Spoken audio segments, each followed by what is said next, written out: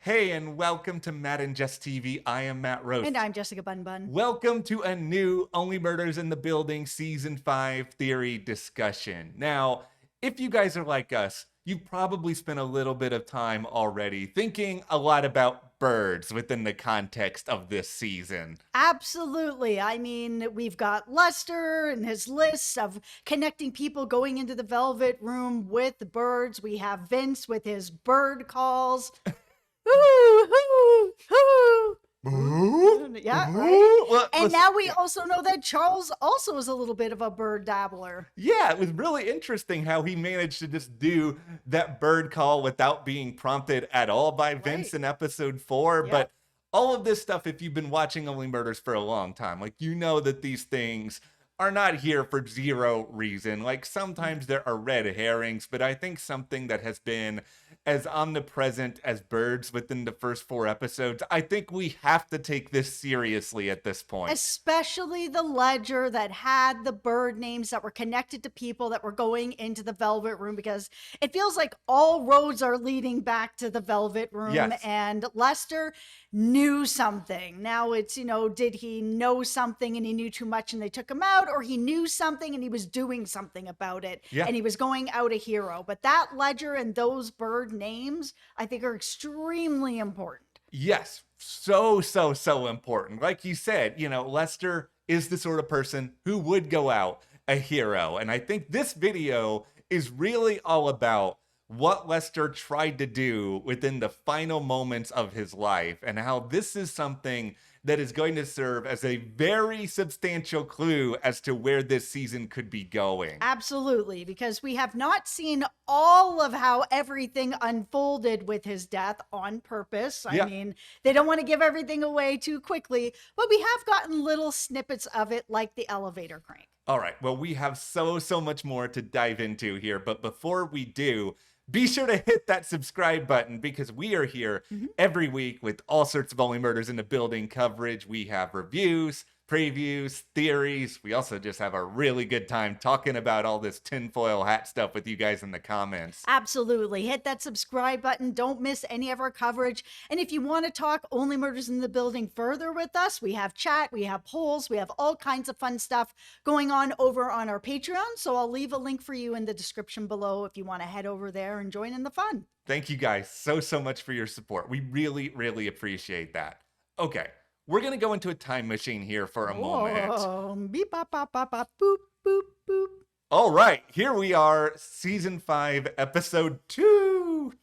Okay, so we have made it to the closing minutes of that episode, and I know the real iconic shot at this episode is Lester and, the elevator crank being picked up. We will get back to that, but what we really need to do is trace the steps leading into that, because the very quick sequence, not that long in the episode before this, where we see Lester clearly on the run. He is in a panic. He knows that something is going wrong, and we see him pick something out of the fountain. It's really fast. It's almost a blink and you'll miss it thing. And I think it's really fast intentionally. Like, they don't want you to pay that much attention to it right now. Yeah, and that thing is a bird call, which, I'm wondering if, tinfoil hat, this bird call is just part of the bird call community. That's like, if any of us are ever in any sort of trouble, blow the bird call and we'll all come flocking to your rescue. That they all have one. That's sort of like a secret bird society. If you need help, just call. I think that there are a number of interesting possible meanings for this. It could be a part of a birding society. If you're in danger, just call. It could also be emblematic of the ledger that has been introduced this season. Like, I cannot believe the amount of research we tried to do on bird calls leading into this video, because neither Jess nor I like birds, but I'm not a birder. I'm legally blind. You think I'm going to be able to just sit here and watch some bird from a long distance away? I don't like birds at all. They scare me. Okay, I love birds. Penguins, they're flightless birds. I love them. I love all sorts of birds. I don't know. I saw some big bird that was actually just running through my backyard yesterday. It was just frightening. Like, why you running? It's so weird. Meanwhile, I would be just running towards it with my phone, trying to be like, what does the phone tell me this bird is? But okay, so what I sort of figured out, and yeah, I know Only Murders could take some liberties on this, is that Sure. I was curious. It's like, is there a bird call that you can buy that's just going to like perfectly emulate like every single type of bird? And I don't know if that's a thing, but what I figured out is like, okay, there are bird calls that you can get that, will help you for you yourself to be able to make different bird calls into the bird whistle, whatever you want to call it here. So tinfoil hat time, everybody. What I think was going on here is in the mere seconds before Lester died, he realized, oh my God, I'm being followed. Something really, really bad is about to happen to me. I need to make a warning. And it's either a warning to other members of this bird community, like you said, or it's, I'm going to make a very, very specific bird sound here with my whistle right before I'm dying, just in hopes that somebody is going to hear this, recognize it, and then eventually this is all going to go to the grapevine. Because as we know now, Vince, very beloved member of the west side of the Arconia, he's very good friends with Lester. They birded together. Like, that's at least one person who Lester knew would recognize whatever bird sound he was doing. Yeah, and let's say somebody on the ledger where we have the birds that are connected to the different people, if these birds are not native to New York or in the area or something like that, maybe this was just his last minute attempt to try to like get out that bird sound of the person who is, behind this murder, so that whoever hears it, if Vince is like, oh, that's a rare whatever type of bird, why would that be here? It's not. Okay, that must be from someone in the birding society. And then along with the ledger, at that point, they'd be able to connect all of those dots. Yeah, and that's ultimately where this is going. It feels like this bird whistle perhaps could be a big smoking gun this season if it's ever really uncovered and discovered, because it's like, okay, if Lester was trying to make a bird sound here that was identifiable to somebody in the Arconia per the ledger, like, did someone hear about this? And if so, can they then spread the telephone? And if Vince finds out about it, he can decode it for the trio, and then the trio is going to have not necessarily proof, but an answer. Yeah, I mean, it's even possible that Charles heard it and he just doesn't remember and was just kind of like, oh, that's weird or whatever. But that maybe once he starts to really put those pieces together, that to be like, you know what? The night that all this happened, I remember hearing this rare bird that shouldn't be heard in New York. Okay, there's a connection. Yeah, I think there is a way that they're going to be able to connect all of these dots. Yeah, it just feels like the Charles of it all, also knowing these different bird calls, is not only for humor, that it's also then gonna be able to help sort of bring the group together full circle to start actually putting those pieces together. Because Vince, as great as he is, he's also a Westy bestie, he's a bit odd. So I think that having Charles also know these bird calls brings a little more validity to all the situation. Yeah, I think this is just a really interesting way that the show is going to be able to connect everything, but it's also a big clue that, like, okay, whoever did this, if this theory pans out, is somebody who lives within the Arconia, and Lester knows that, okay, there's a wedding going on at this point. Like, there's people all over the place. So it's not that hard to assume that, like, okay, somebody would have heard something and he was willing to take that chance at the last second because, maybe he wasn't able to really have the time or the space to even just be like, hey, it's this person. This person is trying to bird, just getting out like a quick little bird call. Like, it could be something here. Yes. Okay, so let's just get to the next question then. And that is, how did Lester end up at this point where he's potentially running for his life in the first place? There is a line in episode 2, and I don't like this line because it basically disproves what I've been hoping for this whole season. It's that was Lester is the original target the whole time, which would have been more fun. But there is this line that he says, it's like, it's never about us, the bellmen or doormen. So I don't think that this is about Lester anymore. Or They're just trying to take us on another road to make it feel like it's not about Lester, where this is the time that it's actually about the doorman and it is their time to shine. Because if I have one criticism about this season so far, it is that I thought I was going into this season and that Lester was the big murderer. And for most of this season, yeah, we had this Lester episode, but it feels like it's more about Nicky and whatever's going on with him. And while it's interesting to have two murders, don't get me wrong, I'm really missing the Lester side of this whole thing. He's so beloved and so important.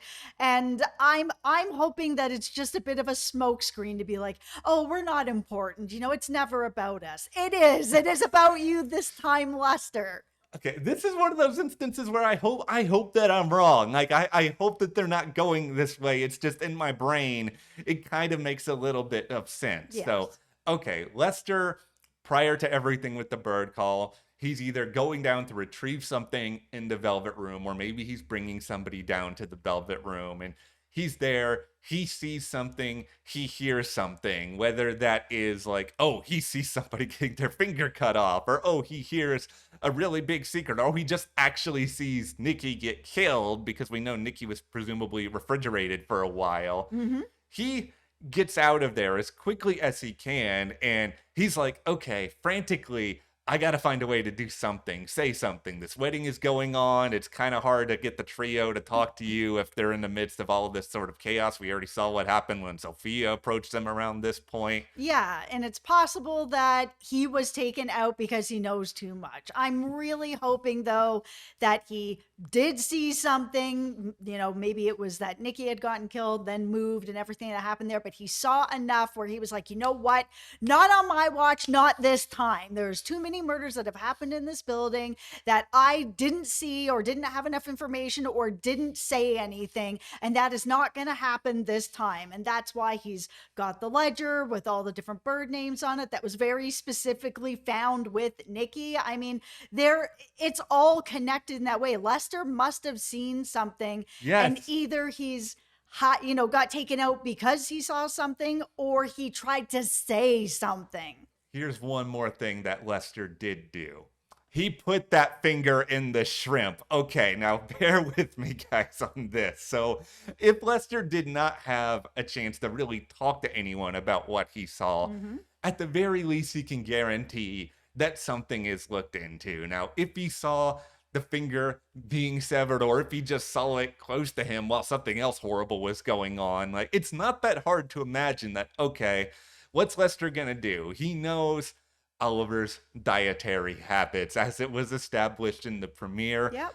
Oliver eats food to the point where it is probably going to make him sick. Lester has catered to this man's whims to the point where his wife is calling him the cuckoo chick. I think this is not that hard to think, okay, Lester knows Oliver is going to pick through this shrimp long enough that eventually he is going to find the finger. Absolutely. I think that if Lester didn't have enough time to actually just go and tell somebody what he saw or what is going on, he knew he needed some sort of proof. Maybe while he was down there in the Velvet Room, I still think that the billionaires were gambling their fingers. I think Jay lost his. I think Camilla lost hers. That's why she's got gloves on. That he was able to snatch one of them and put it in the shrimp. And even though I do not think that the billionaires killed anybody, I don't. I do think that they're involved to some degree, whether they've thrown money at whoever it is that did it, the mayor probably, or whatever it is, that they are involved, but maybe they weren't the person that swung the hatchet. Yeah, I think they just have a very good reason to stay quiet about this, because there's probably something the killer may have over them, or they don't want to admit that they're down there betting their fingers away and maybe engaging in all sorts of other heinous material. But Lester, I think at the very least, knew that while Oliver may be a little bit high maintenance, to say the least, like, he cares about the podcast. He cares about getting answers to things, and I think he would know. Because he cares about himself, and as long as he cares about himself, he will get it done. Yes, and Oliver's going to be like, well, why is this finger in my shrimp? Of course, they're going to have that conversation, and that's going to send them down a trail. Now, and of course, the hope here would be that some of these other loose ends from Lester's life would also be caught up in all of this, including the bird calls. Now, what's very interesting and fun about all of this is that, yeah, I think we know based on this information and this theory that this is probably either an Arconia resident or somebody who frequents the Arconia, but at the same time, we have not seen enough of like the actual killer here to know a whole lot more beyond that. No, we really haven't.